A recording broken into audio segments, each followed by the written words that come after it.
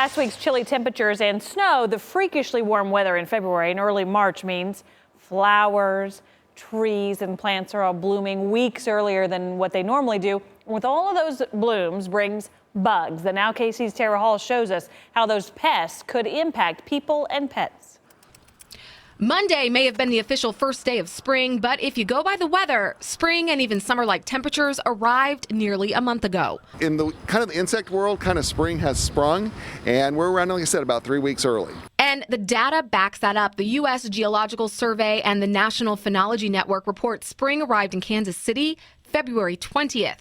And with that bump in temps comes bugs looking for a host. Ticks, fleas, mosquitoes, I imagine they are just going to be out with a vengeance just because it has been so mild. That's why Spay and Neuter Kansas City recommends that if you aren't already putting tick, flea, and heartworm treatment on your pets, that you start now. It's really difficult to get rid of those types of pests. Honestly, the best thing that you can possibly do is to keep your pet on a monthly preventative. As far as prevention for people, Johnson County Extension recommends that you wear long sleeves and pants and a wide-brimmed hat when you go outside to deter ticks and the dreaded oak mite. Now our fear is, since we're 2 to 3 weeks ahead on the season, it's going to give that insect that much longer a time to reproduce. And so with each generation, it gets bigger and bigger.